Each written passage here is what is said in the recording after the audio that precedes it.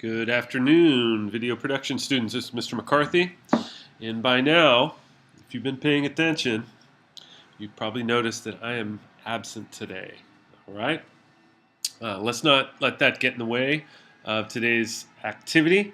Today's activity, if you saw my notes on the board in C114, is a special editing challenge.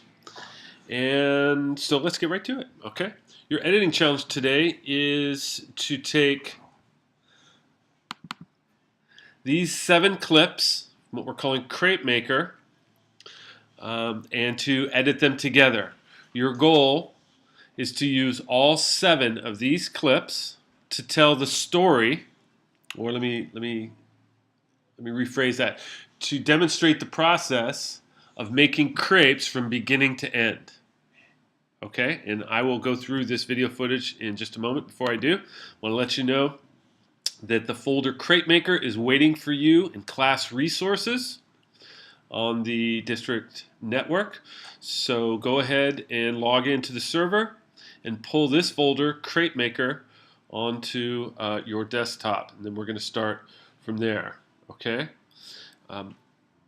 Because I am at home and I did not bring my updated laptop, I'm working with Premiere Pro CS5 today. So slight disadvantage, but I think we're all smart enough to work our way through it. So here we go. I'm going to start a new project. Obviously this looks different. When you get your new project panel up, these two are at the top, and as you know by now, or as you should know by now, these are 2 very important lines. The most important is this browse function, and it operates exactly the same in CS5 as it does in CC. The only difference is it's located at the bottom instead of at the top for you. So go ahead and click browse, and what we want to do is we want to browse back to that Crepe Maker folder, and we are saving our new project in the Crepe Maker folder. So I'm going to go ahead and choose that. I am also going to name this Crepe Maker, and I'm going to go ahead and click OK. Okay, here's the second box that pops up in CS5. That's been fixed for CC. You guys don't have to deal with this. So I'm going to go ahead and click Cancel on this one, and the interface pops up. There it is. Okay, again, looks a little bit different.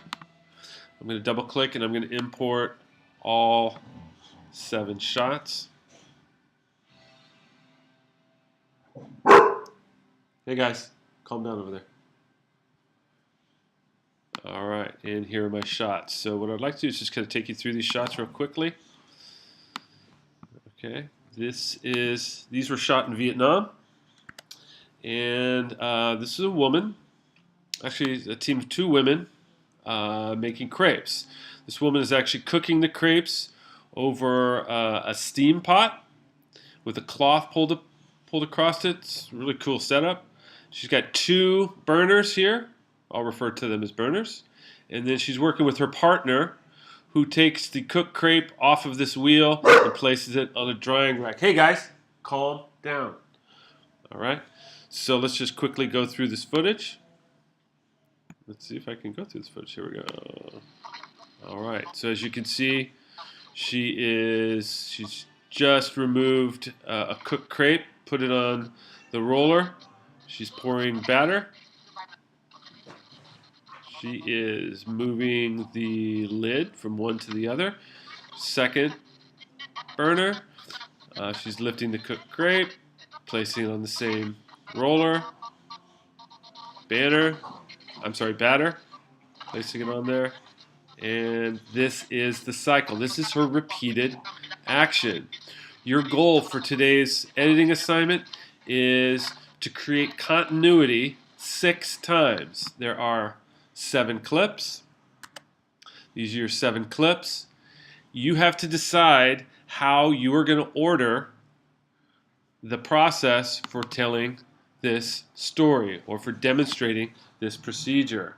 I would encourage you to consider this clip for the end of your demonstration, because as you can see, you see the woman's feet? She's about to turn,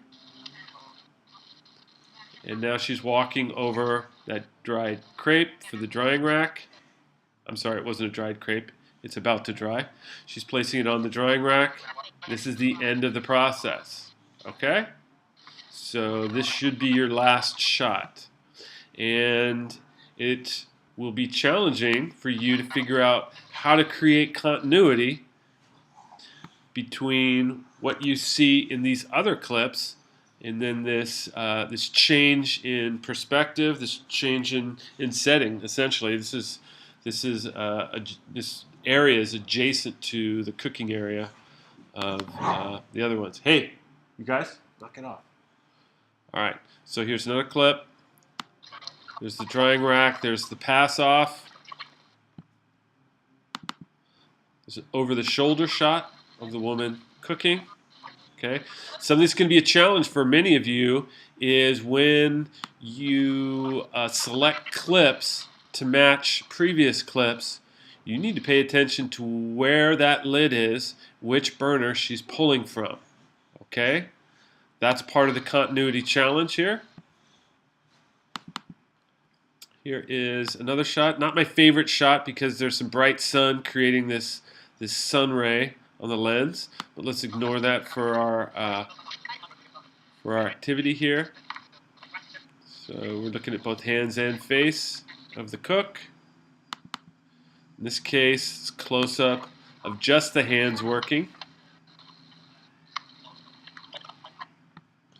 And this final shot, close up of the face.